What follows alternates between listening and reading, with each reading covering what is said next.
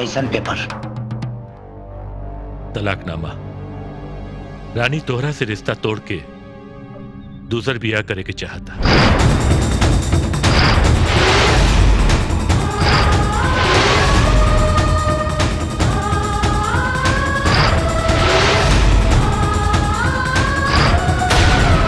भाई साहब कैसन बात करता नहीं?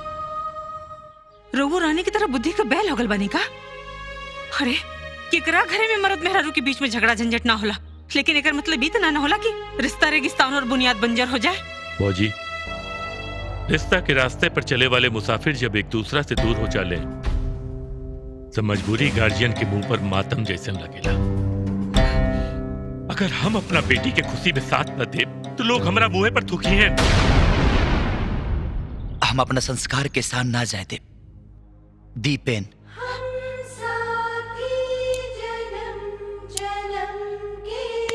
बेटा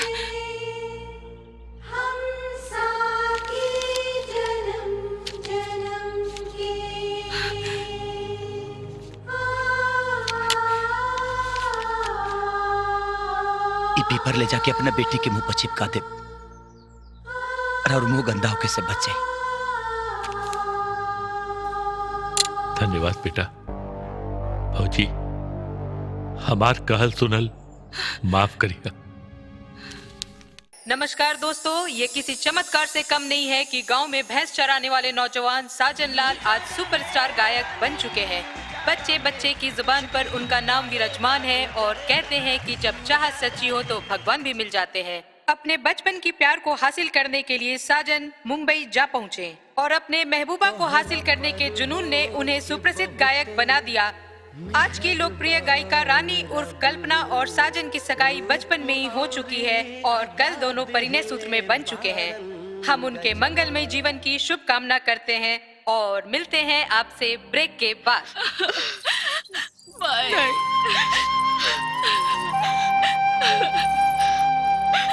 बहन, हमार बेटी के सास ना माई बन के रखिया।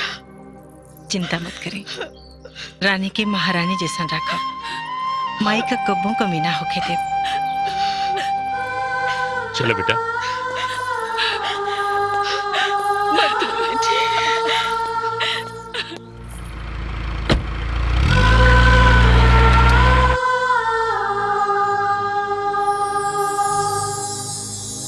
देखी ना, राउर सपना बेटा पूरा कर देलास।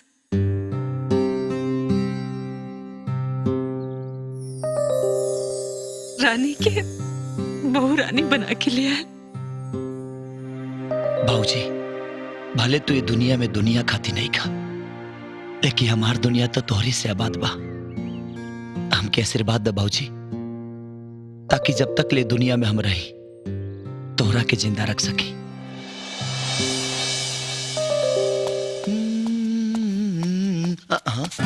तब पहले ये बताई कि बड़की माई हम कब बनब? तोरा से ज्यादा जरूरी तो हमारा बा भाऊजी। हाँ। चिंता मत करा, सौर लिपे खाती तोरे के बुलाई। हाँ। त सौरी के सौदा तैयार बा, जाई। तरवा है न आई, तब ना हम जाई।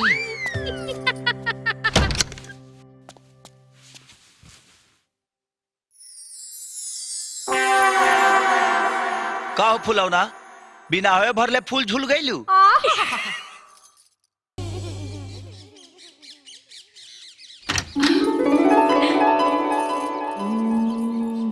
Good morning. चाय लाइल बानी।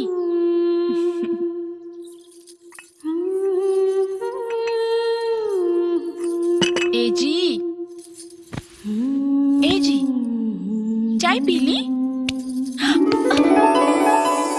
चाय के साथे साथे नमकीनो भी तो जरूरी बा। दरवाजा खुलल बा। खुले दा, हमार का खुलल बा तोहके पता बा। बंसीलाल के एहसान त अपन बेटी के दान दे के चुका देली, लेकिन साजन के दिहल 6 करोड़ कैसे चुकाई? एहसान एहसान बहुत खामोश होला। वो अंदर अंदर इंसान के इतना खोखला कर देला कि इंसान जिल्लत के मौत मरे पर मजबूर हो जाला। हसमुख जी, बेटी के आड़ में अपन हार कह छुपावत बनी। का कर सकेली? बहुत कुछ, अभी भी कुछ नहीं के बिगड़ल। वक्त के नजाकत के समझी। कल्पना चूल्हा चौकी खातिर ना, एगो महान गायिका बने खातिर जन्म ले बाड़ी, और उनका के शिखर पे पहुंचाए खातिर हम अपन सब कुछ दांव पे लगा दी। बस राउर सपोर्ट चाहिए। कैसन सपोर्ट? जैसे श्री राम के भक्ति में हनुमान जी अपन शक्ति भुला गए रहले, वैसे ही कल्पना साजन के प्यार में अपन कला और करियर दोनों भुला गई पड़ी। जाई रउआ याद दिलाई और कोयला से कोहिनूर निकाली। वादा करतनी दौलत और शोहरत रउआ सिर पर है। कितना अजीब बात हो। साजन बाबू गायक से नायक बन गई और तू गायिका से गृहिणी। अरे हम तोरा खातिर का सपना दिखले रहनी। बाबूजी, जवन सपना रवा हमरा खातिर सजवले बानी, वही सपना हम साजन खातिर देखले बानी। बाबूजी, हमरा नजर से देखी, राउर सपना जरूर पूरा होई। बस फर्क इतना रही कि राउर बेटी ना दामाद पूरा करी है। बिटिया, जब अपन खून बदरंग हो जाला तो दूसरे का खून पानी नजर आवेला। बिटिया, हमरा के पूरा विश्वास बा कि हमार खून हमरा सपना के बदरंग न होके दे। तू हमार सपना जरूर पूरा करबो, काहे कि हम तोहरा के हमेशा अपन बेटी ना बेटा समझ ले बानी। बिटिया, हलवा तैयार हो गल है, समधी जी के लेके अंदर आवा।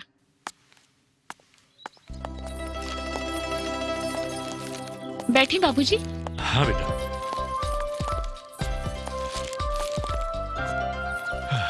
ली हलवा खाए भाई साहब, और इतने से काम ना चली। हम खाना बनाओ थे, खाना खा के जाए। बाबूजी, हाँ बेटा। हम माई के हाथ बटा खातिर जाते नहीं। हमार बेटा एक दिन तोरा बेटी के अपन दुल्हन बना के ले जाई। बंसीलाल, जौन हवा के तोहार परिवार अपने सास का ताजगी समझता, वो दरअसल आंधी का झोंका है। और जौन दिन ये आंधी तूफान के रूप में बदली ना, तुम्हारी सपना का घरौंदा तिनका तिनका करके उड़ जाए, और तब तुम्हारी जीत हार में बदल जाए। भाई साहब, कुदरत का खेल तो देखी भौजी। आज ही सब देख के जवान आदमी सबसे ज्यादा खुश हो, वो हमने के बीच में नहीं खे। शायद इनमें हमरो कुछ गलती। नहीं भाई साहब, ऐसे मत कही। होने के टाल सकेला।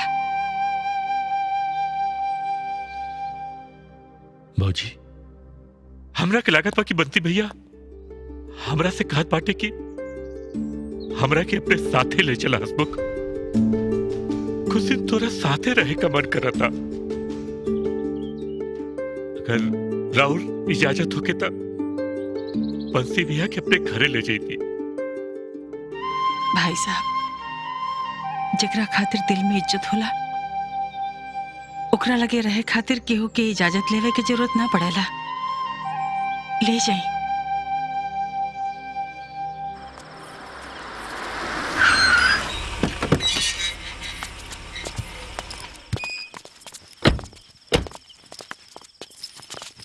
पहले हमार गिफ्ट, फिर अंदर शिफ्ट।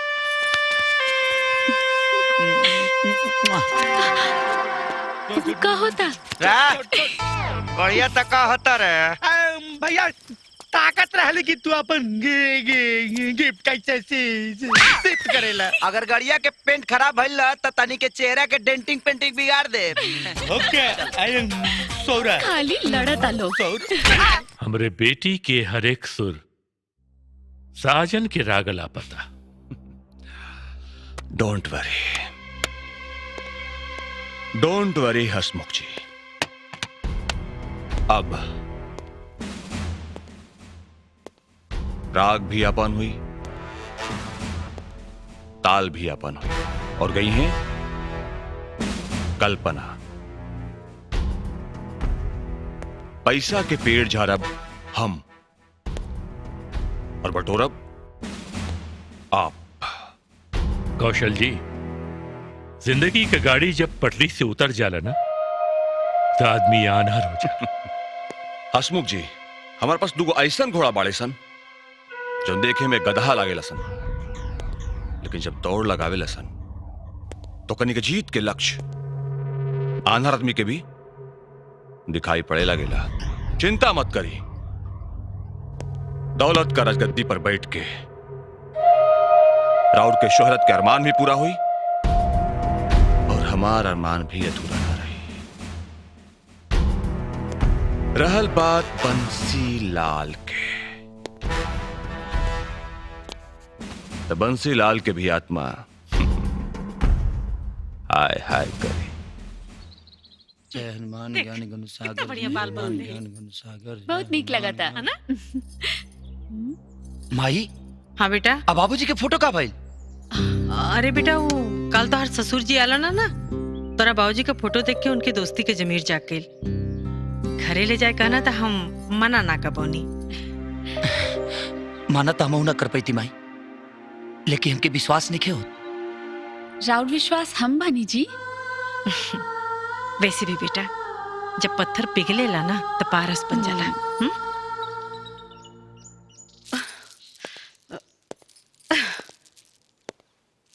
रुक जा, फूल माला मत चढ़ावा। बाकी स्वर्गवासी इंसान के फोटो पर तो फूल माला चढ़ावल जरूरी होला जी। बंसीलाल तोहरे नजर में बदल बाड़न, वकील हमरा खातिर त वो आज भी चिंता बाड़न, और जिंदा आदमी के तस्वीर पर फूल माला ना चढ़ावल जाला। जब रिश्ता गहरा हो जाला तो इंसान की ऊंचाई और बढ़ जाला।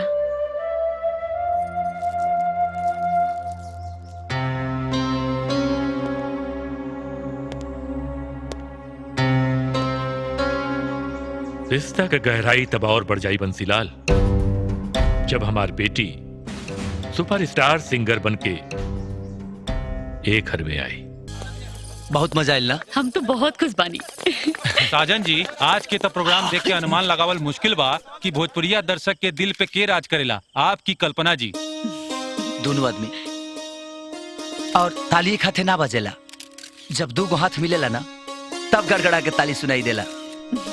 हमनी के जब भी दोनों आदमी एक साथे गायब जा तई नजारा रुआ सबके देखे के हमेशा मिली। व्यास जी, कहल गई बा हर कामयाब इंसान के पीछे कोनो न कोनो औरत के हाथ होला, लेकिन आपके पास तो पूरा के पूरा औरत बाड़ी। ता जीवन साथी के साथ 7 जन्म तक होला, और वो लोग 7 घंटा साथ में देख के तकलीफ में आगे नहीं चला। कल्पना, हमरा तो आपके भविष्य तकलीफ में नजर आ रहा बा, काहे कि रउआ के कल्पना जी पहला बार मौका दिल रहली अपना साथे गावे के, और रउआ बन गई सुपरस्टार। आजो देख ली रउआ अपन गायकी के नैया कल्पना जी के सहारे पार ले जाता। क्वेश्चन बा, व्यास जी अपन पहचान खुद बनौले बानी, हम तो केवल इनकर परछाई हैं। अगर ऐसा बात तो व्यास जी खाली आप ही के साथ गावे खातिर काहे ऐलान कैले बाड़े? ये हमार मर्जी बा का अपना जिंदगी का हर फैसला तोहरा लोगन से पूछ के ले। फैसला तो हो चुकल बा, कल्पना जी ना बल्कि आप इनकर परछाई हैं, काहे कि परछाई हमेशा इंसान के पीछे चलेला। आखिर कबले औरत के पल्लू पकड़ के चलबा। अपना छोटा जबान के ढेर मोटा मत कर, ना तो इतना मारब ना कि मेहरारू के पल्लू तो दूर के बात बा, अपन भागल पकड़े के लायक ना रहबे। समझ ली? चली। अपना चाल चलन पर ध्यान दा साजन साहब, एक रिपोर्टर पर हाथ उठावल तोहरा के भारी पड़ सकेला। साजन साहब हाथ में रही, हम कहता नहीं हाथ में रही, जाएं। चल हट रे। 1 मिनट मैडम, मैडम एक last question madam, please please. Bomb जी, ब्लास्ट एकदम सही समय पर भइल बा।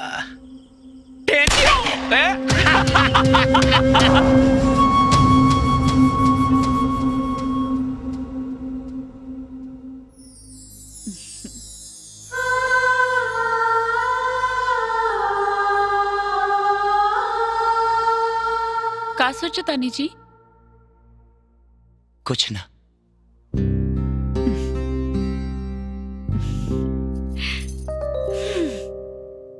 जौना छत के रउआ निहारा तानी उहो 4 दीवारी के सहारे पे खड़ा बा। ई दुनिया में केहू बिना सहारा के नहीं खे। भक्त भगवान के सहारे बा तो भगवानो भक्त के सहारे बाड़न।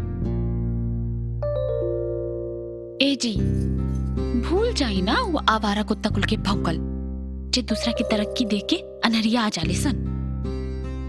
छोड़ी ना ये सब टेंशन। अब मोहब्बत के कनेक्शन जोड़ी बहुत ही मजा आई।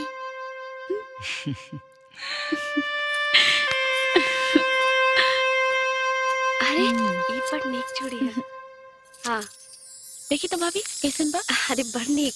हाँ ठीक बा भाभी, जोन जोन जरूरत रहे तो मिलिए गई ना। हाँ चला चला।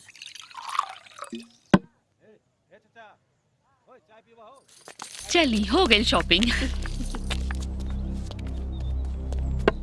पप्पू भैया, ई तो साजन के इज्जत के तिजोरी है हो। देखा था रूप के खजाना कितना चमकता। अरे ई तो स्टार के मेहरारू ही हो, चिपरी जैसा थोड़ी रही। भाभी ई बदतमीज कौन हवे? ऐसन गली के कुत्तन के कोनो नाम ना होखेला। चला देवरानी। का हो भौजी, तहार बसियाइल कलौजी हमरा गले धरता आ हमरा आगे के थरिया काहे खींचतारू? यह ड्यूटी पर जब डबल ड्यूटी होई तब पुरान हिसाब रफा दफा होई। अभी बताओ तनी, छोड़ी इनके। चलिए ए जाके उठा के लाओ सन।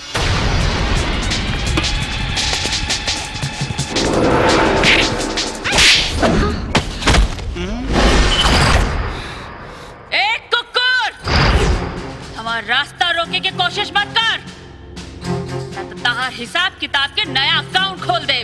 तब तो और मजा आई। तू कैसे गिनी है, हम ऐसे करब। औरत के कमाई पे एगो मौगा ऐस करेला। देखा हवे, अपन बाप से जाकर पूछ ली है। कल से निकलिए लाली लिपस्टिक लगाकर। तोहरी हरकत के बारे में अगर हमारे पति के पता चल गई ना तो तहार देही के नक्शा बिगाड़ दी है। बिगाड़ब तब हम तोहरा रूप के नक्शा के बक्सा।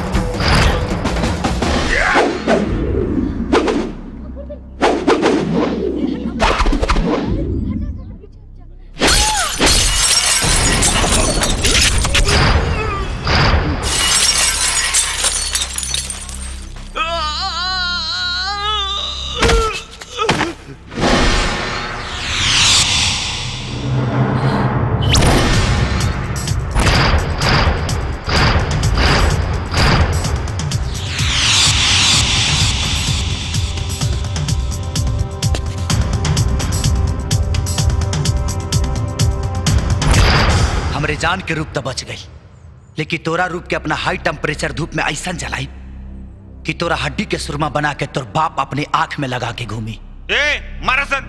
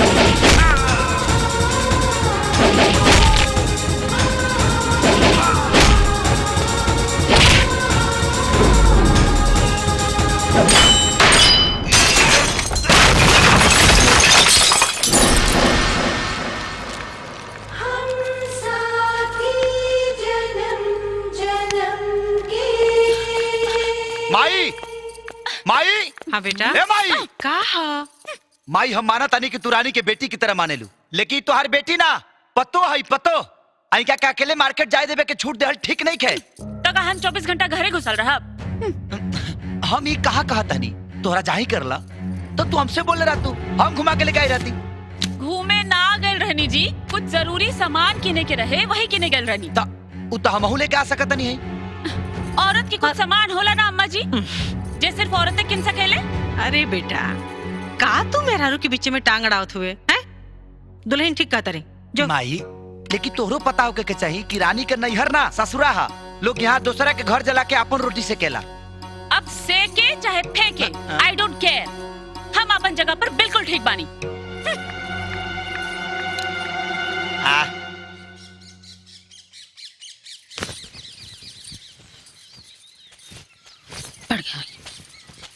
खिसियाइल बड़ू का है हमर सुगा पंखी। ढेर चुनाई मत, हमके कपड़ा उतार दी। अरे हमार मेहरारू हमार कपड़ा कहीं उतार सकतिया, उतारा। तेरा लिखा बेशरम नहीं की हम। अरे सुना है हमार शर्मिला टैगोर।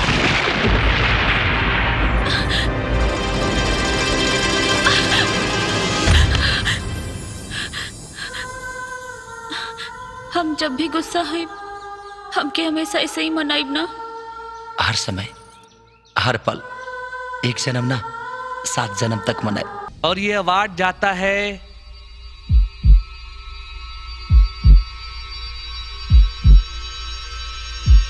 साजन को नहीं, अखिलेश को।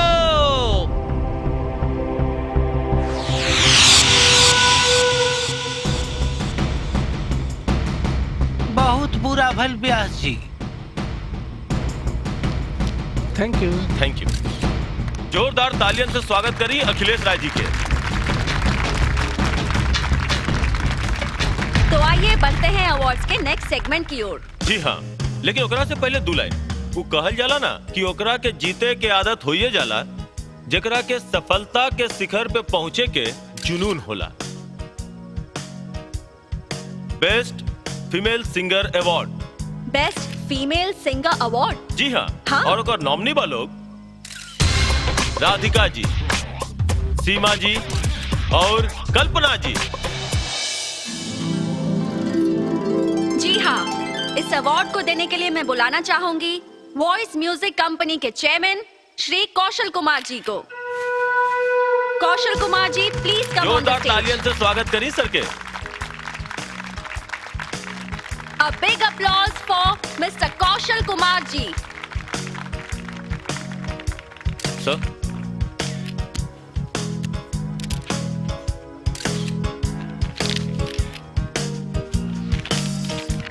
So, audience,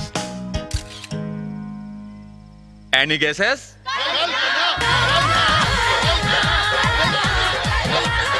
Best female playback singer award goes to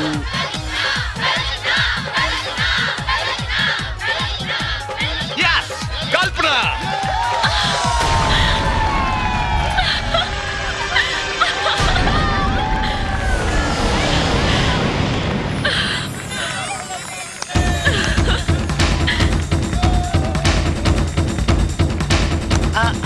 ब्यासी बच जाइए। बैठ जाइए।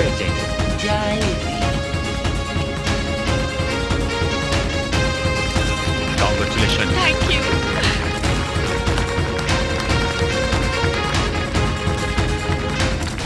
माइक, थैंक यू बीमा ये अवार्ड खातिर, लेकिन ई अवार्ड के हम केहू और के साथ बाटल चाहता नहीं, जिनकर ई अवार्ड पर और हमार करियर में अहम भूमिका रहल बा। हम उनकरा के भी स्टेज पर बुलावल चाहता नहीं, और केहू और ना, म्यूजिक डायरेक्टर घुंगरू जी बाड़े।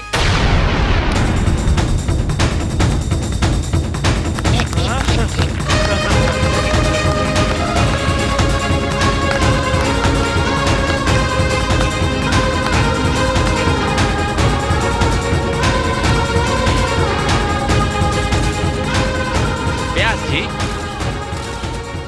कहाँ जाता नहीं? फ्रेश हो गया होता नहीं। अच्छा। पार्टनर जी कल्पना जी के बाद व्यास जी के हजमा खराब को दहलोस।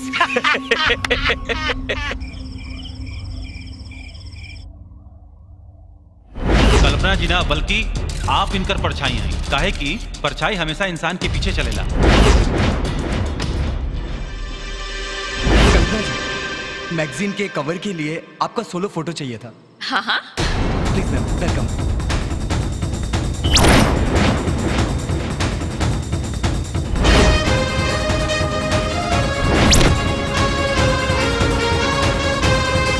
Best female playback singer award goes to कल्पना।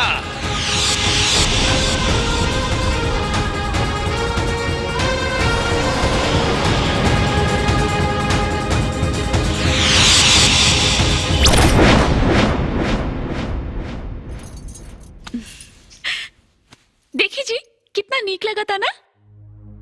हाँ ठीक बा। का ठीक बाजी रवा हमार हर कामयाबी हर खुशी कितना नीक लागेला। फिर वो हसीन लम्हा काहे ना नीक लागल कि रवा हमके अकेला छोड़ के आ गई नी। पता बा हम रवा के ढूंढत रहनी। बस हम बहुत थाकल बनी, तुम आराम करा, कल बात कर जाए।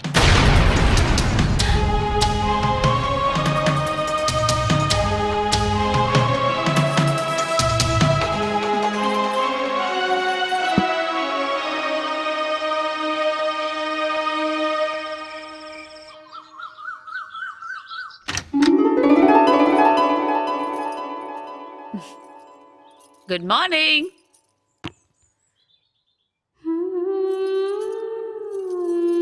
चाय लाल बानी।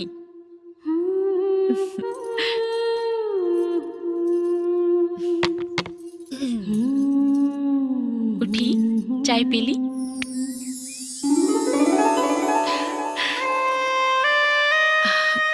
आज चाय के साथ नमकीन ना चाहिए? चाय बाहर भेजवा दो।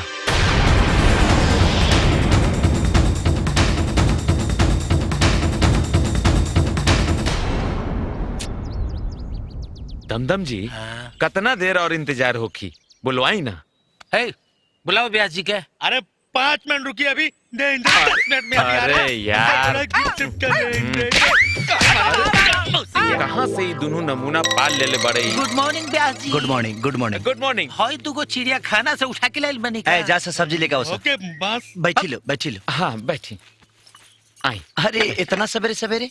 अब व्यास जी लक्ष्मी भोर हरिया अनहरिया ना देखेली। कल होखे वाला प्रोग्राम के पार्टी पूरा पैसा दे चुकल बिया। लक्ष्मी तो घर के लक्ष्मी के नु देहल जरा। हाँ ले ले ले ले। व्यास जी कलाकार के जब नाम हो जाला ना तो पैसा फटाफट आवेला। और जब से कल्पना जी के अवार्ड मिलल बा, यहाँ के देखे खातिर, यहाँ के सुने खातिर लोग पागल हो गइल बा। और तो और व्यास जी पूरा शो हाउसफुल हो गइल बा। कल्पना जी पे तो अब नोट के बारिश होई बारिश। बम बम जी जी जिंगा बरसात सावन में नीक लगेला। जी जी वही घर के पत्नी घर के आंगन में नीक लगेले। अब कल्पना गाना ना घर समरिए, गाना हम गाए। अरे व्यास जी हमनी के झटका मौत दी। रउआ दोनों बेकत के साथे साटा भइल बा। देखी रउआ साथे अगर कल्पना जी के लोग ना देखी तो मार के मुड़ी कूच दी हमनी के। अब व्यास जी हमनी हमेशा राउर कमाई या भलाई की चिंता कैले बानी सन, थोड़ा हमनी पे भी चिंता करी। ठीक बा, लेकिन रोवा लोगिन आइंदा ख्याल रखब। प्रोग्राम हम अकेले ही गए जी। खा कल्पना। जय हो जय हो जय हो। प्रणाम। जय हो। ऐसन का हो गई कि हमार गावे में रवा इतराज होके लागल।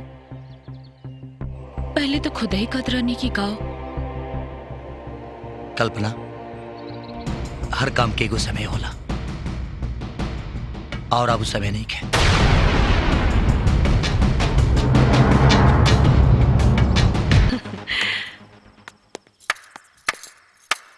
वाह, हमरा बेबसी पर हंसतानी कि अपन बेवकूफी पर।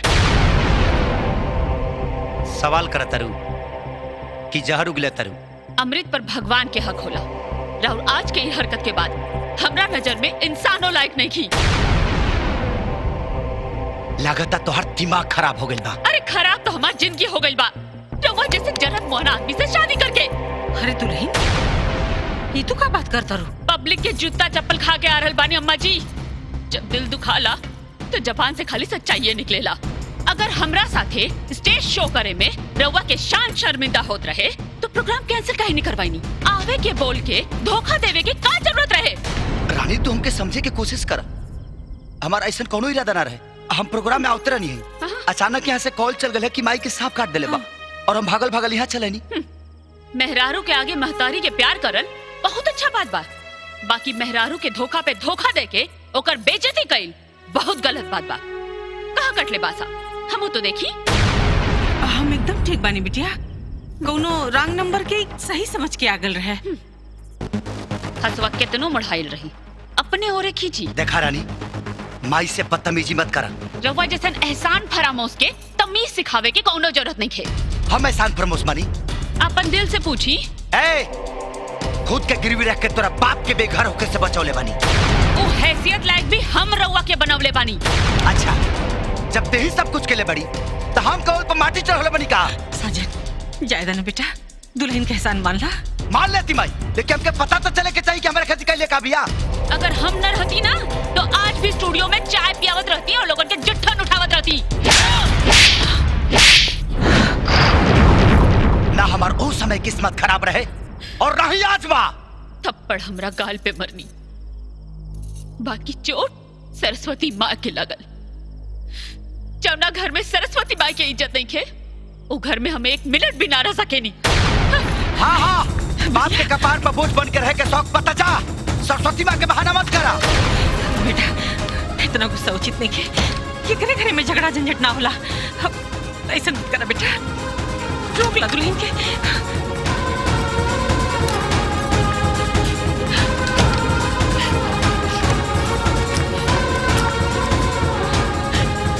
रुक जा दुल्हन। जाए दे भाई, पता तो चले कि जौन औरत अपना पति के इतना बेइज्जत करके जाती है, ओकर बाप ओकर कितना इज्जत कराता।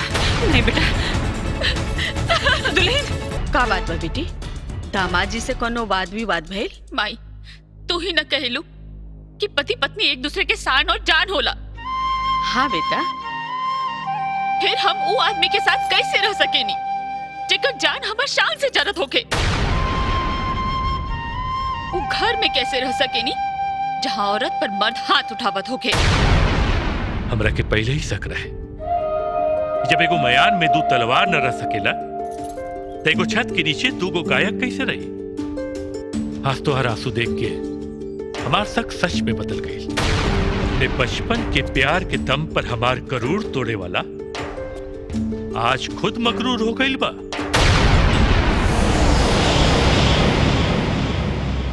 बिटिया, हम समझ गई नहीं कि तोहार स्वाभिमान ही ओकरे अभिमान का कारण बन गई बा।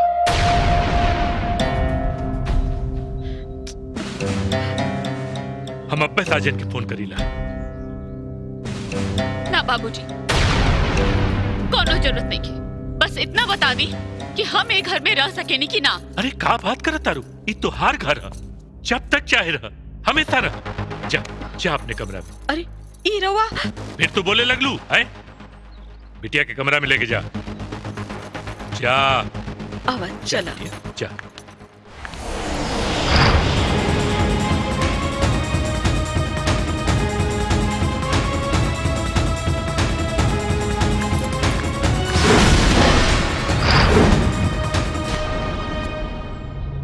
तार सपना अधूरा रह गल बंसी। हम तो हार के भी जीत गई नहीं। अपना बेटी के तो हम संभाल ले, वकील तो हर बेटा का दशा हुई।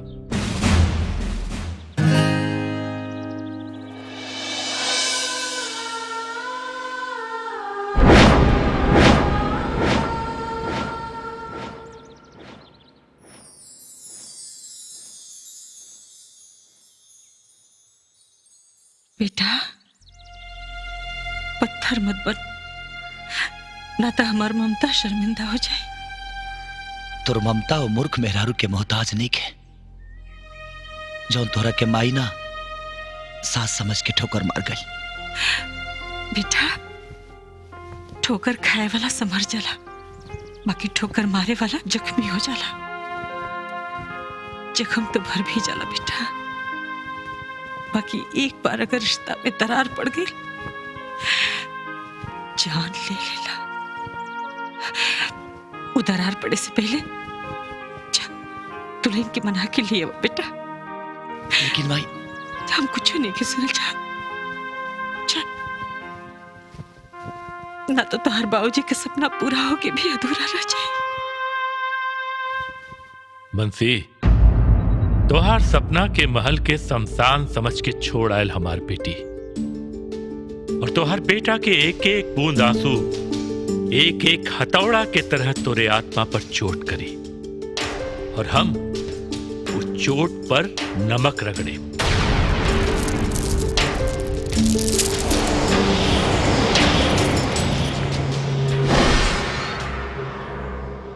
वाह, एकरा के चमत्कार समझी कि तिरस्कार?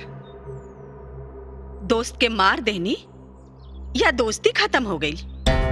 एगो बेटी की महतारी की नजर से सोचा, जकरा चेहरा पर पसरल मातम चिल्ला चिल्ला कर कहता कि हमारी दोस्त मर गई। और सुना, ये हमार और बंसी के बीच का मामला बा। तू जाके रानी के देखा जा।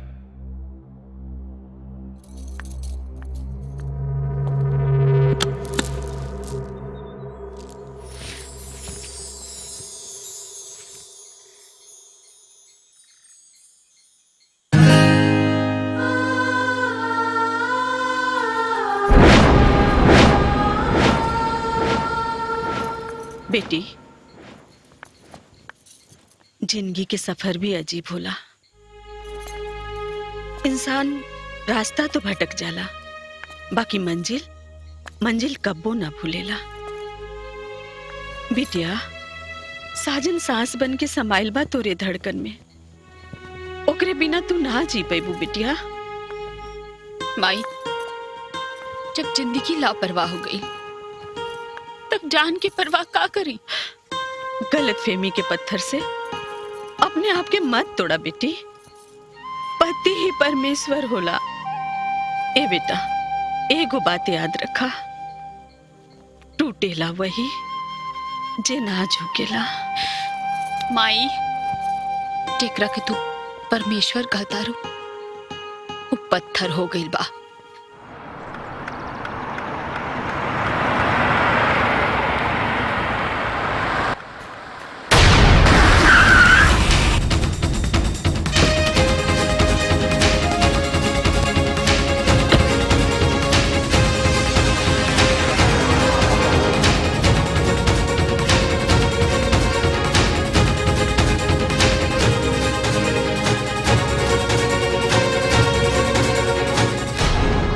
नमस्ते दामाद जी।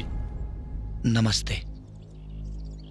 बचपन में बाबूजी एगो सीख दिलर ले कि बिलाई रास्ता काटे, और जब बाप बेटा के नमस्ते करे ना तो समझ ले धोखा होके वाला बा। लेकिन बेटा, बस, अरे वह कुछ कहला की जरूरत नहीं के।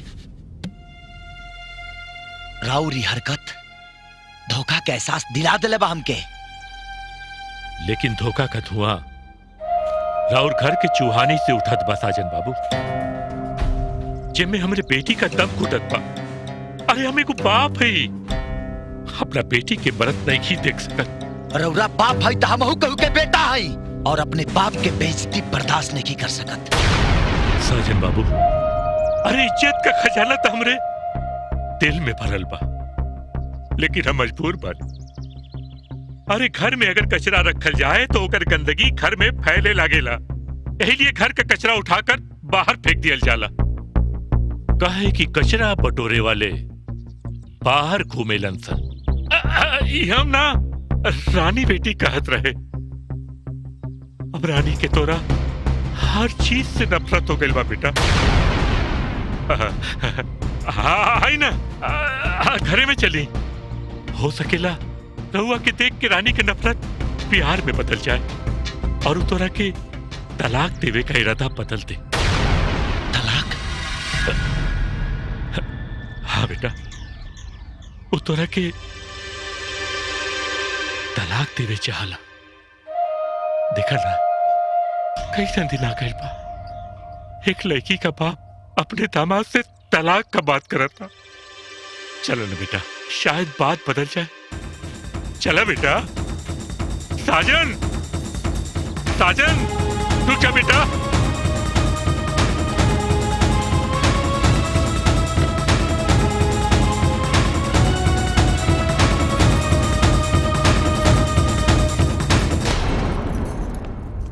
बाबूजी, साजन अंदर का ही नहीं आई निहा?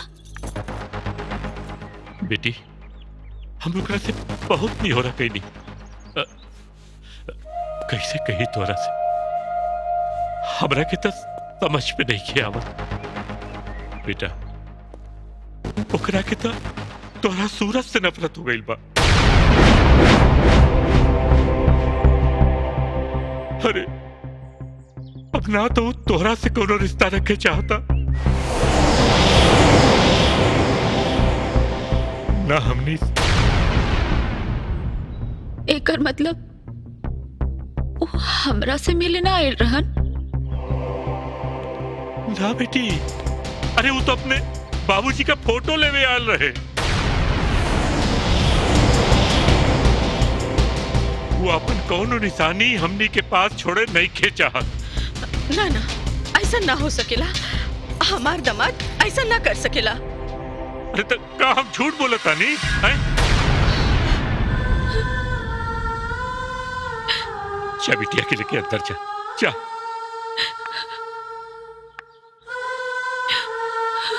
चला बेटी।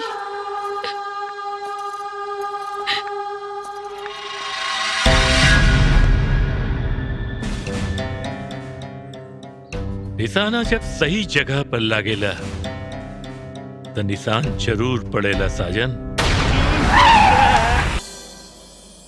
ताकत ताकत आँख पथरा जाई का तब्बो तू हमके ना बुलाईबा? इतना कठोर हो गई नी कि हमर यादो नहीं खियावत। बिटिया, जब ना जाके भी चाहत के इजहार हो ना, यही के तो प्यार कहल जाला। हाँ बेटा, हम जाना तानी तू साजन के बिना ना रह सकेलू। तू माई हो ना, यही से बेटी के बिरह जान ले लू। माई, हमके साजन के पास जाए के बा। बाबूजी से बात करी। हाँ चला चला। बाबूजी। हाँ बेटी। बाबूजी, हमारा टिकट करा दी। टिकट? हाँ, हमके साजन के पास जाए के बा।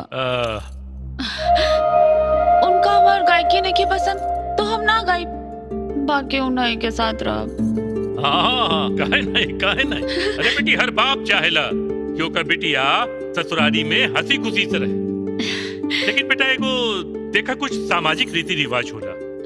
कहा न कि तू बियाहे के बाद पहली बार घर आल बाड़ू, तो तोहरा विदाई कराए खातिर साजन के आए के पड़ी। एक काम करीला, हम चल जाइला और समझा बुझा के साजन के ले आए। का दरअसल रानी तू लोगन से कोनो रिश्ता नहीं खे रख के चाहला, यही से हम ही जरूरी समझ ली कि तोहरे वो एहसान का बदला हम चुका दे जौन तू हमने के बेघर होवे से बचाए वदे कैले रहला। ये रखला और ये पेपर पर साइन कर दा। कैसन पेपर? तलाकनामा। रानी तोहरा से रिश्ता तोड़ के दूसर बियाह करे के चाहता।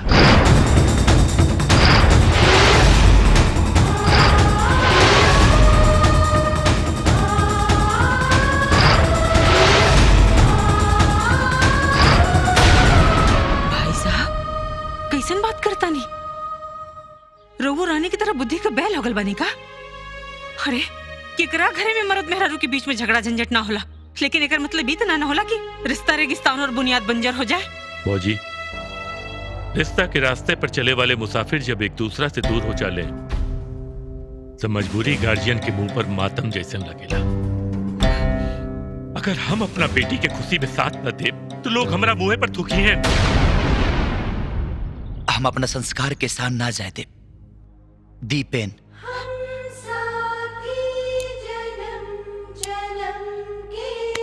बेटा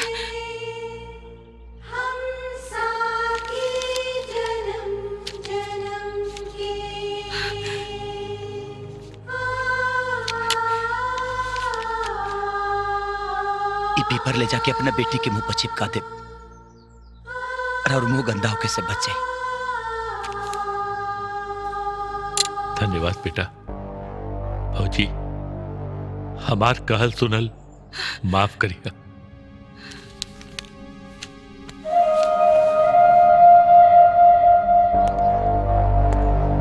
रुकी, हमारा खून में खैरात बांटे के आदत बा।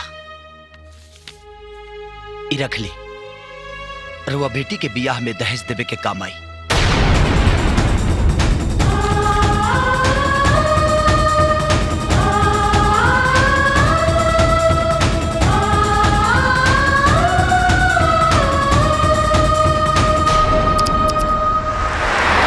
मालकिन,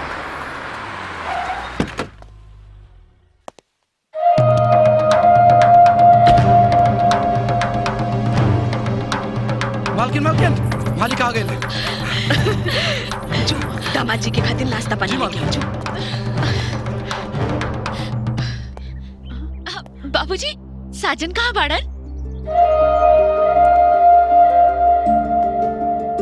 का बात बा बाबूजी?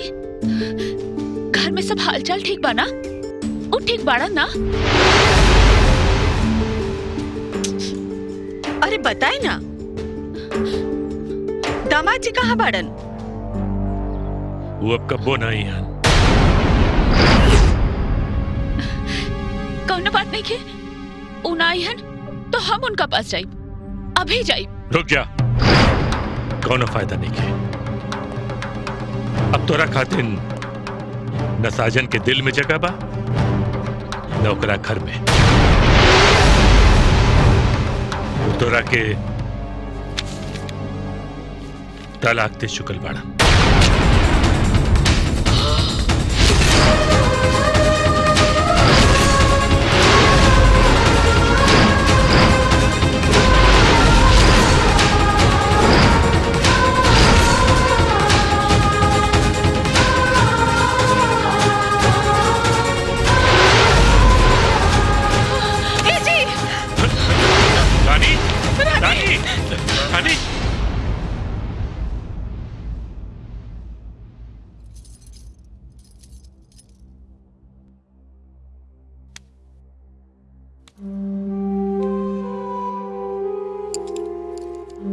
अरे आप लोग टेंशन में क्यों हैं? अरे मिठाई बांटिए। गुड न्यूज है, आपकी बेटी माँ बनने वाली है।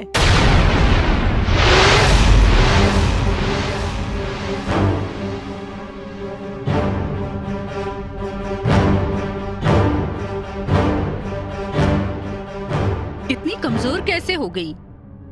ठीक से खाना वाना खाती है कि नहीं?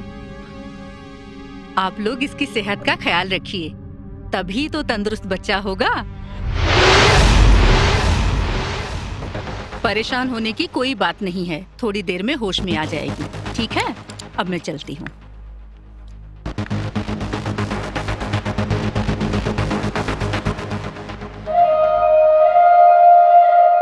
ये महुआ है अंगूरी, इसको पीना बहुत जरूरी। पीने वाले खूब पिए चाहे मेरी तक बिक जाए। महुआ है अंगूरी।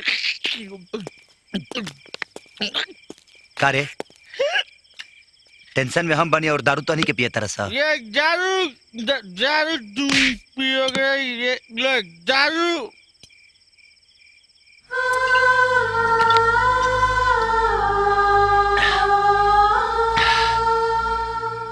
कतरा कतरा ना, आज तक पूरा समुंदर पिए के प्यास बा। 3 महीने से बच्चा उसके पेट में पल रहा है। मैं एबॉर्शन नहीं कर सकती, और एबॉर्शन में माता पिता की रजामंदी की जरूरत होती है। वैसे भी वो बहुत कमजोर है। अगर आपको बच्चा नहीं चाहिए तो उसे किसी अनाथाश्रम में डाल दीजिएगा।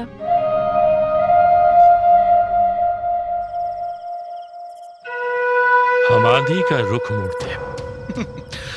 हवा, आंधी, मौसम, लेकिन ये मौसम मुड़े वाला ना, जुड़े वाला बा। कहेंगी बच्चा अक्सर माई बाप के जोड़ दिला सन। हमरा के अपन म्यूजिक कंपनी और कल्पना का भविष्य खतरे में नजर आता। तो हर खतरा डाले और तोरे म्यूजिक कंपनी बदे कल्पना के गांव के यात्रा के तरकीब हम सोच ले बानी। और रहल बच्चा के बाद तो ओकर व्यवस्था हम कर ले। ला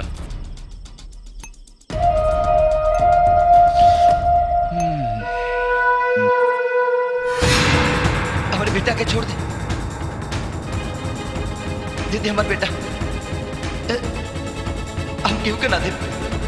ये हमारा बेटा, ये हमारा बेटा। बेटा! अरे बेटा का भइल? माई, हम एगो सपना देखनी है कि हमारा बेटा भइल बा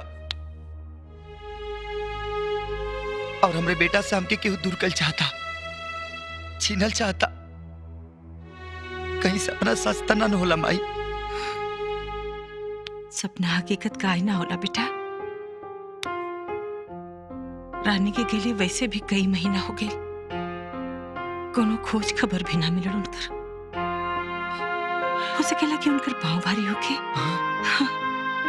तू एक काम करा, कल जाके दुल्हन के देखावा,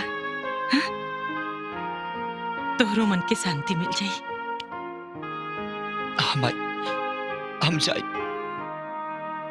लेकिन अपने करेजा के टुकड़ा खाती, वो काट करेजा औरत खाती ना। जाए। ला ला ला ला ला ला ला ला ला। नमस्ते मालिक, घरे तो क्यों ना बा? कहाँ गिल बस अबे? हॉस्पिटल में। हॉस्पिटल? हॉस्पिटल का करे? कल्पना मैडम माई बनने वाली बाड़ी। माई? हाँ। यस! कौन सा हॉस्पिटल? City hospital.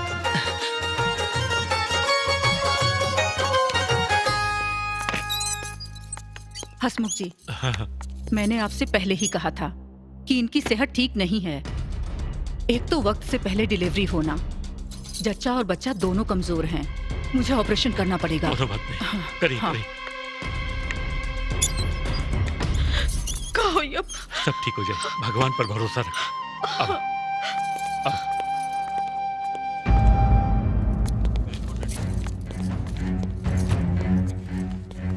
क्या हुई जी? हमरा के तो बहुत डर लगा था। शांति से रहा, समझ लू? जाके बैठो वहाँ। नहीं, हमरा के ना बैठे के बा। रवा के इतना गुस्सा ना करे के रे। देखिए आज का होता। अरे बैठा शांति से, सोचे तन के। अगर ये यहाँ रही तो बच्चा के ठिकाने लगावे मुश्किल हो जाए। सुना? सुन लो ना डॉक्टर का कहलीन? एक काम कर, घरे चल जा। हम पर्स ले आए भूल गली, जल्दी जल्दी में जाके कुछ पैसा लेके आवा, यहाँ जरूरत पड़ सकेला। काहे भूल गई नहीं फिर हुआ? अरे जमा करे के हो पैसा, जा फटाफट।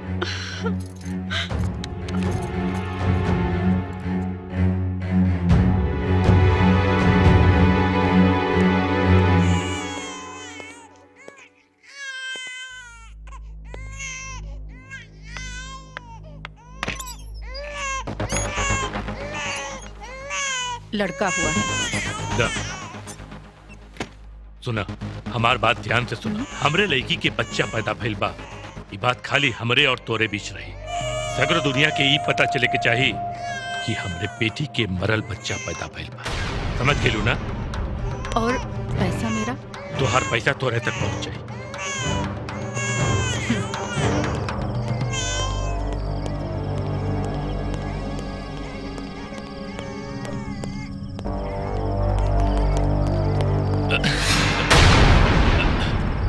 साजन बाबू आप यहाँ? हमार किस्मत भले करवट ले लोगे, लेकिन हमार समय हमारे साथ चला था ससुर जी। कितना बदनसीब भाई बच्चा कि एकरा पैदा होते ही रानी पाप समझ के एकरा के दुत्कार देहलिन। एकर मतलब ये हमार खून है? हाँ साजन बाबू, ये तोहरे खून बा। यही से एकरा के देखते ही रानी का खून खौल जाता। कहाँ ले जाता नहीं ये मासूम के? ये बच्चा से जितना नफरत रानी के बाद, उतने नफरत तोरा के एकरा से हो कि यह सोच के हम एकरा के अनाथाश्रम लेके जाता नहीं। ससुर जी, महतारी का आचरा भले मासूम खाती कफन बन गए लोग, लेकिन बाप के प्यार एकरा खाती अमृत बनी। और बाप के रहते बेटा अनाथ में के हो सकत दी हमरे बेटा के। देखी, हमरा के गलत मत समझी साजन बाबू, हम रानी के चित के आगे मजबूर पानी। देखी, हम अपना रिस्क पर ये बच्चा आपके दे सकत बानी, लेकिन एको शर्त बा। हम अपने औलाद खाती शर्त के हर वो पिंजड़ा में कैद होके खाते तैयार बनी। अपन चाहत तब बताई। हमार ना रानी की चाहता। देखा, ये लड़का का परछाई भी वो अपना ऊपर ना पड़ देवे के चाहता नहीं। और न तोहार वादा करा, ये लड़का लेके कब्बो तू रानी के पास न आई बा, ओकरा जिंदगी से हमेशा दूर रहबा। जौना औरत के ममता अनहर हो गई होके, वो हमरा के देखे के काबिल नहीं के। मरते दम तक हमरा रुआदानी भाई, मरते दम तक। हमरा के माफ करिए साजन बाबू।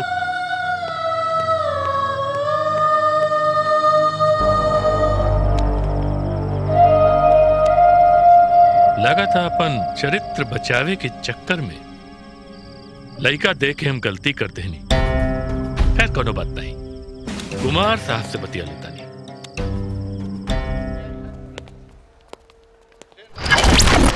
देख ले, ये हमारा रास्ता का काटा कौनो कीमत पर बचे के ना चाहिए। फिनिश। ठीक बा? ठीक बा, जो।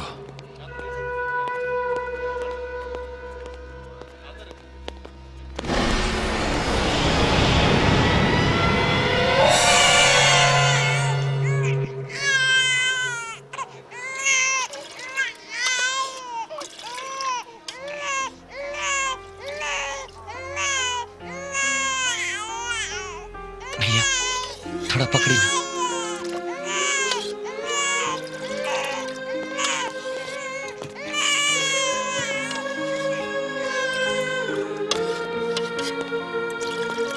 भैया, तनी दूध के बोतल और दूध दे देना।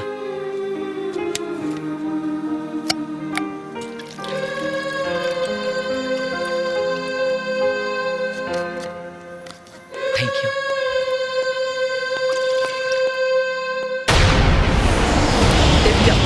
हमारे बच्चा रला, वो आदमी कहाँ गए? अरे वो तो चल गए। ए भैया, बच्चा के देखला हमरा। भैया, हमरा बच्चा के देखला। नो नो। भैया, एक आदमी और छोटा बच्चा के देखला का? ना। भैया, एक आदमी के साथ एक छोटा सा बच्चा देखे क्या? नहीं भैया। वो देखिए आपका बच्चा।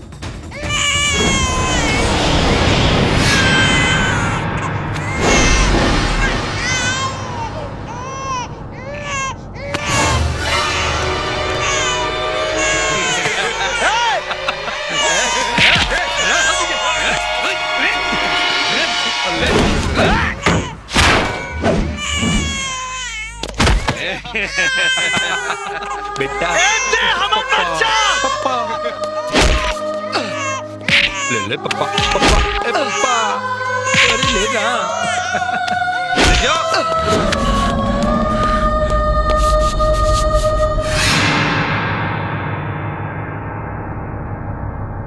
घर तोड़ बेटा,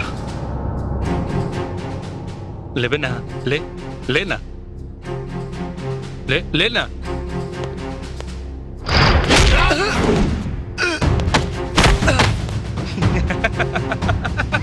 ये लो। पप्पा, पप्पा, हो देख, पप्पा, पप्पा।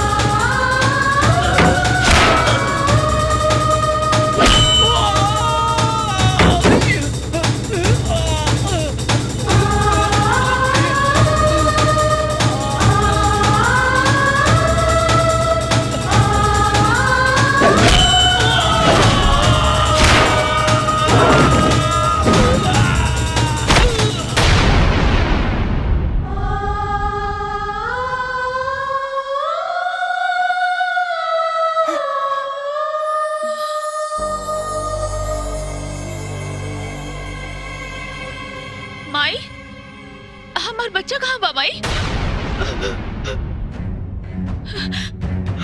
माई, कहाँ बा हमार बच्चा? बाबूजी, कहाँ बा हमार बच्चा? सिस्टर, हमार बच्चा कहाँ बा?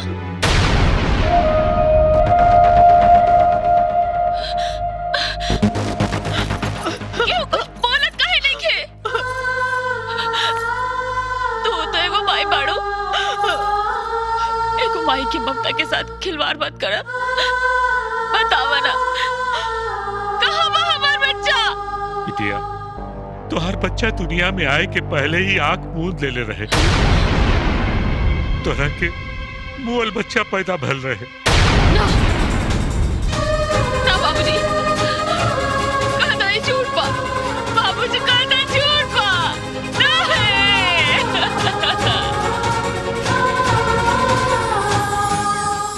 बेटा, ई तोहर पोता हमाई।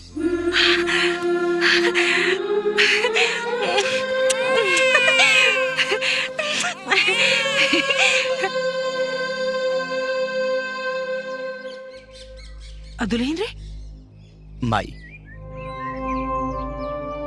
हमरा प्रति ओकरा दिल में इतना ज्यादा नफरत बा कि आज वो अपना कोख से जन्मल बच्चा भी त्याग देलस, सिर्फ ऐसे कि हमारा अंश।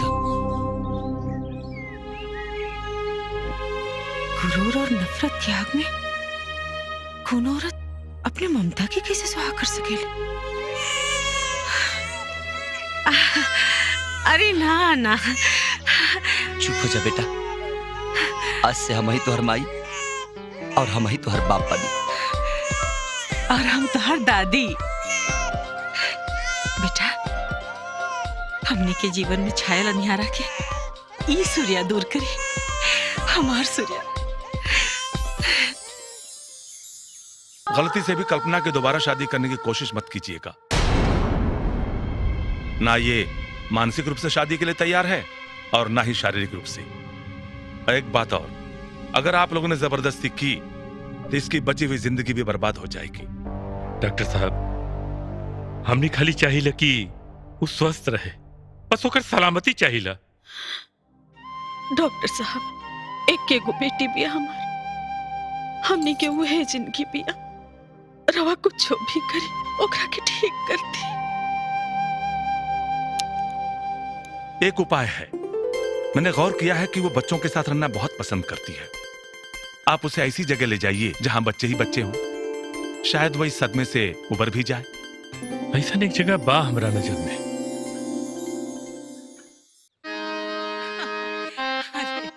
अरे रुक ना, अरे दूध तो पी ले। ओहो पापा इके हई? दादी है। ओहो हमार ना दादी हई, तोहार के हई? हमर माई है। फिर हमार माई कहाँ बाड़ी? बतावा ना पापा, माई कहाँ बाड़ी?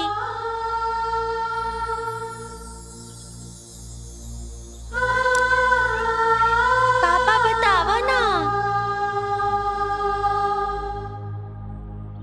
तोहार माई मर गई बड़ी बेटा। दादाजी के जैसन? हाँ बेटा।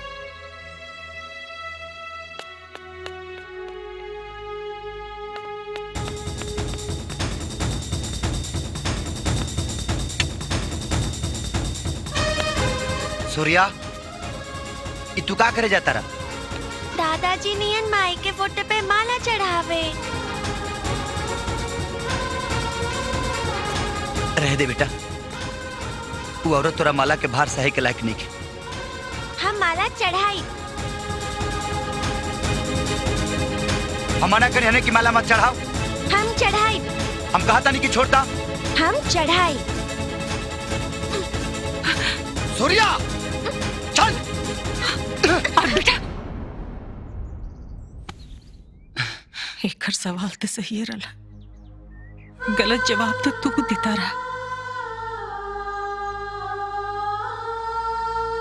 दादी, पापा माई के फोटो पे माला ना चढ़ावे देलन, एकर मतलब माई जिंदा बाड़ीन। और हमरे तरह पापा के भी बहुत याद आवेली। तू बस पता बता दे, हम बुला लाई बुनके। बेटा तोहर नान नान गुड़ बा, तू वहाँ ना पहुँच पे बा। दादी तू बस पता बता दे, हम बुला लाई बुनके। बस बहुत जप ले माई के नाम के माला। तोर नाम हम बोर्डिंग स्कूल में लिखवा देले बानी, सोमवार से ते वही जी रहबे और वही जी पढ़बे। चल बेटा आजा आजा।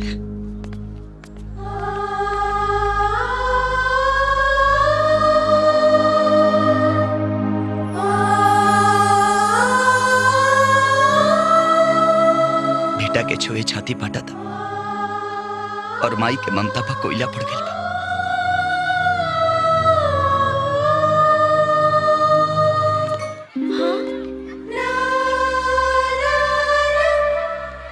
मम्मी, लगता है मम्मी पापा से नफरत करती हैं। अगर मैंने उनको अपने बारे में जाके बता दिया तो शायद वो मुझसे बात भी नहीं करेंगी। तो फिर मैं उनको पापा से कैसे मिलाऊंगा? और दादी से जो मैंने प्रॉमिस किया है उसको पूरा कैसे करूंगा? लगता है कोई आइडिया लगाना पड़ेगा। आइडिया। ओहो हसमुख मेरे यार, उखी दस यार, welcome to Oxford public school मेरे दोस्त। नमस्ते भाभी। नमस्ते। और सब ठीक ठाक है? भाई बिटिया नहीं दिखाई दे रही है। तू केहू के खोजे दारू का मम्मी? ओ सॉरी सॉरी आंटी। हाँ बेटा, अपन बेटा के है तोहार बेटा? तोहरे जैसन हुई। लेकिन हम तोहार बेटा कैसे हो सकेनी? हमार तो सिर्फ पापा है, हम तो अपन पापा के बेटा है।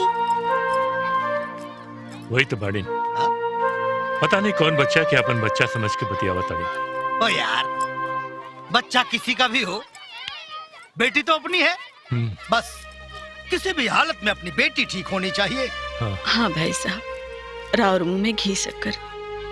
भगवान करे हमारी बेटी जल्दी ठीक हो जाए।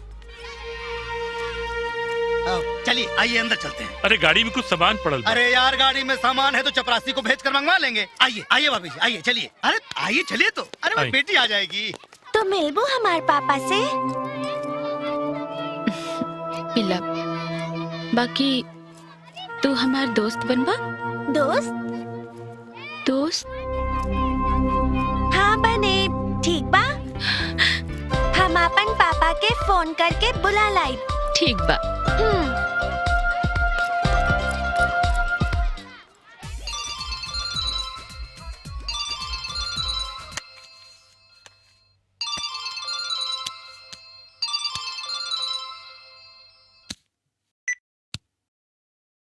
हेलो पापा। हाँ बेटा।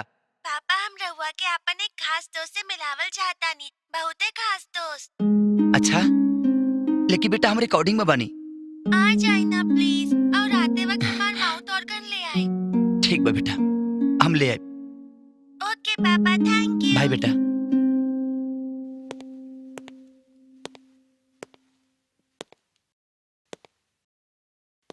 सर को चाहिए का? माउथ ऑर्गन बा का? हाँ बा। दे दी। ले आओ तनी।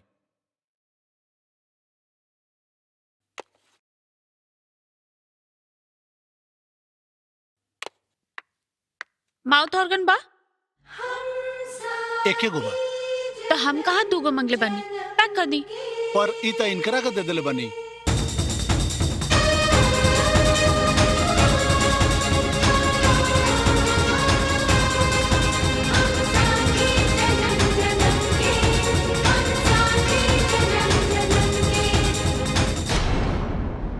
ऐसे टुकुर टुकुर का देखा तानी? हम मंगनी है ना, दे दी। एक्सक्यूज मी, ये माउथ ऑर्गन हम अपने बेटा खाती पसंद के लिए बनी। ओह, बेटा, गुड। तो ओसे का भाई ए पर और नाम नहीं खे लिखल। ई हमके आपन बेटा खाते चाहिए। दी। अचानक बेटा खाती इतना ममता? जे आदमी अपन पत्नी के ना समझ पावल, माई की ममता का खाक समझी।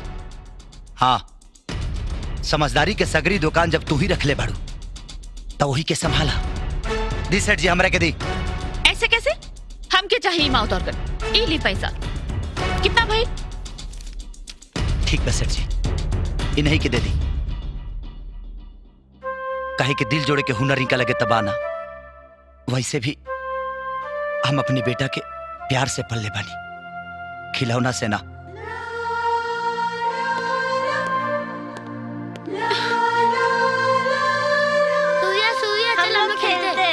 मुझे नहीं खेलना, तुम लोग जाकर खेलो। ठीक है।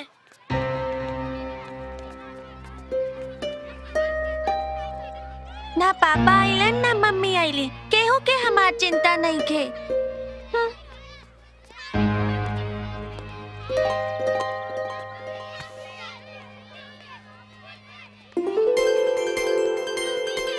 सॉरी। चॉकलेट?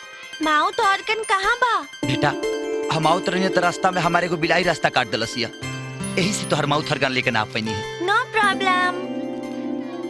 लेकिन बेटा तार दोस्त कहाँ बा? ओही के तो इंतजार करत आनी पापा।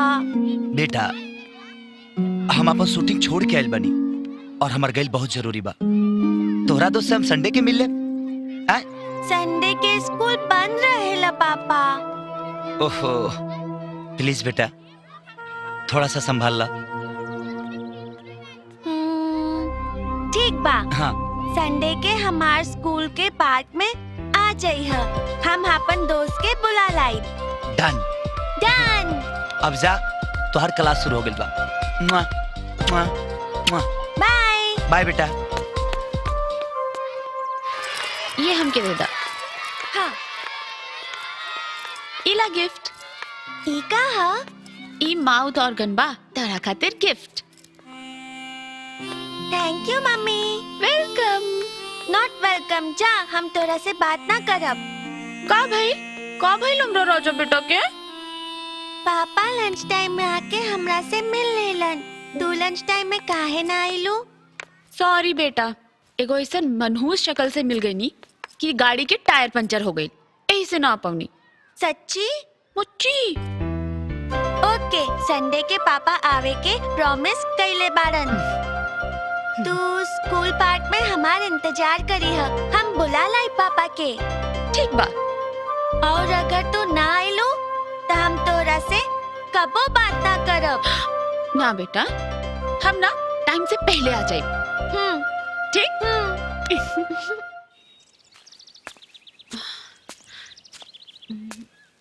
सूर्य अभी तक आए ना आए।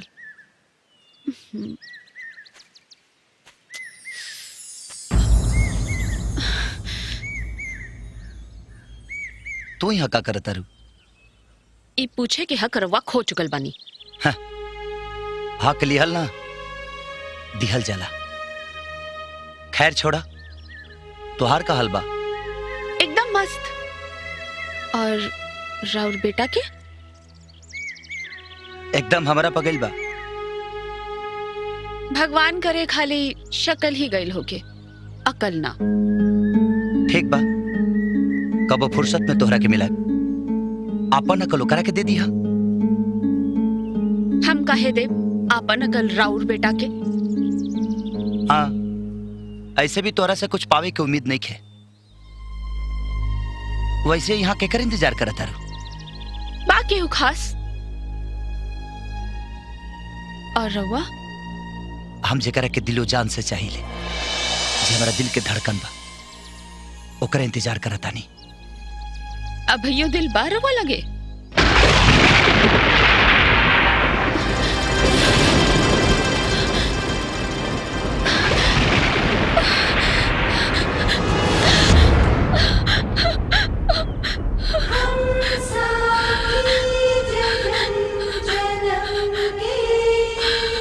ध्यान से सुनबू, तभी वो दिल के धड़कन तो के सुनाई थी।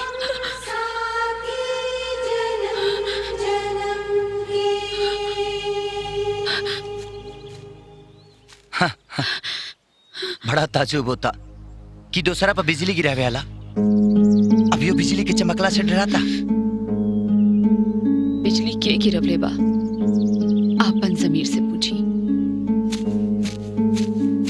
हेलो लेडीज एंड जेंटलमैन, मैं सूर्य प्रताप आप सबका ऑक्सफोर्ड पब्लिक स्कूल की तरफ से हार्दिक अभिनंदन करता हूँ। टीचर आज ना कुछ कहना है हमको। आज हम खूब मौज उड़ाएंगे।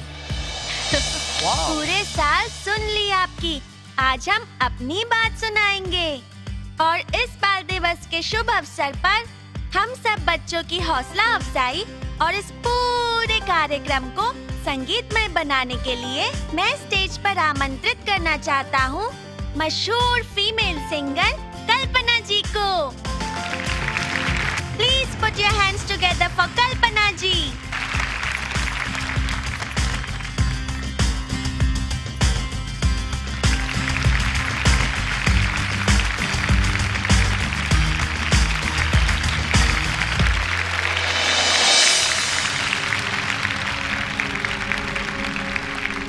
और आप लोगों को ये जानकर और भी खुशी होगी कि इस कार्यक्रम को और भी संगीतमय बनाने के लिए कल्पना जी का साथ देंगे भोजपुरी के स्टार सिंगर और मेरे फेवरेट साजन लाल जी।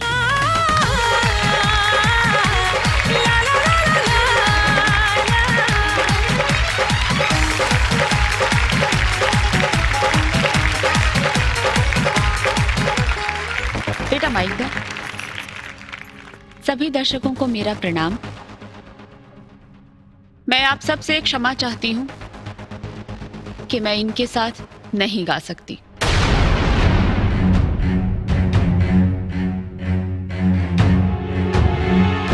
क्योंकि जो इंसान संगीत की भावना की कद्र ना करे, मैं उसका साथ नहीं दे सकती। सॉरी सूर्य। अरे कल्पना जी प्लीज रुकिए, प्लीज कल्पना जी प्लीज। सॉरी सूर्या।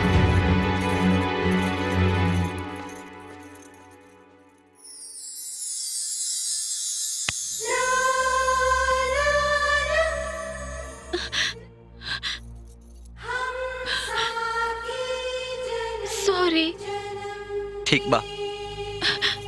का ठीक बा? रवा तो कहले रहनी ना कि हम जब रूठब तो हमके बनाई।